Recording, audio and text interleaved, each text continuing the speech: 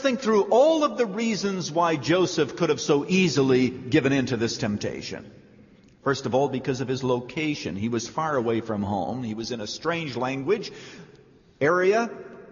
He was with people whose culture was different from his. There was no way that his father or his brothers would ever find out as to what he was doing. You know, there are people who come to big cities just to get away from their parents so that they can do what they want to do. Joseph was in a perfect location. Notice also his position. He was doing work for Potiphar, and obviously God had blessed him, and that made him very vulnerable, because a person who is blessed by God thinks this blessing is going to carry on even if I should happen to sin, because God understands my weakness, etc. He was tempted because of his reputation. People would believe him because of his appearance. Joseph was a handsome man, and he felt the full power of the temptation. And after all, he was single, and this is the kind of thing that singles do in the world. Not all singles, thankfully, but oftentimes in society that is accepted. And then because of his temptress, because of Potiphar's wife herself. She was a beautiful woman, sexually neglected evidently, and she and Joseph could have done this. Then they could have done what all immoral people do, arm themselves with a pack of lies so that they'd be able to give any explanation as to what really happened, and they could conceal the whole thing, and they could enjoy it, and they could get by. Those were the possibilities. Now, you know, Joseph did not give in to this temptation, but I want you to understand why. It wasn't because he thought of all of the bad consequences that might come as a result of sexual immorality. I've long ago learned that one can know all of those consequences, but there are many people who understand the consequences all too well, and they do it anyway, because you can always rationalize saying, I can get by, I can contain the consequences.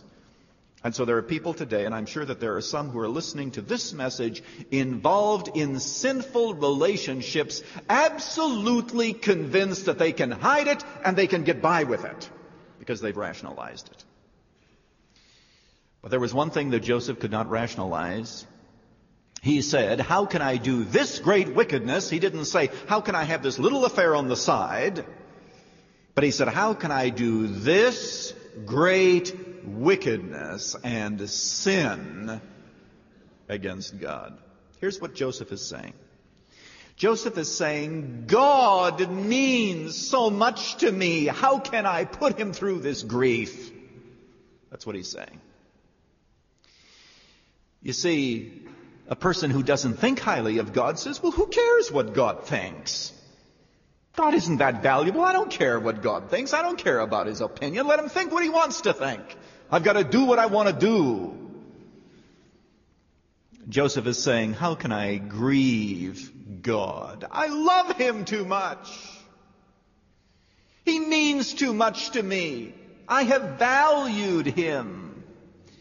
My desires, no matter how powerful, whether we can get by with this or not, it is irrelevant. I'm hurting God. And how can I hurt the one I love and who's taking care of me here in Egypt? My dear friend, do you understand the principle? The more highly we value God, the more we love him, the less ability we will have to rationalize our sin because we know that we're hurting him. You see, that's why you can give to somebody all the reasons in the world. You can give to young people all the reasons in the world, and to older people and to children, all the consequences that are built into certain kinds of action. And they will say to themselves, I can beat the system, I can circumvent the consequences, I can get by. But there's one thing that you do when you do that. You're blowing God off. You're saying, who cares what he thinks as long as I can get by? Joseph says, I love him too much. How can I sin against God? And I believe that we will never be pure in our lives until we love God so much with all of our hearts and minds and souls that we'll say, I can get by with this, I can cheat, it can happen, and the whole thing can be covered up. But what about God? I'm hurting him. You know, the further I go in my Christian walk, the more confident I am that which guards my heart best is the knowledge that when I sin, I grieve the one I love. This is Pastor Lutzer, and as you know, in the book of Ephesians, it says very clearly that we should not grieve the Holy Spirit of God. And we grieve the Spirit because of our sin.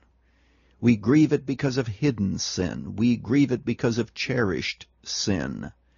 We grieve it when we rebel. We grieve the blessed Holy Spirit of God. Let's not do that.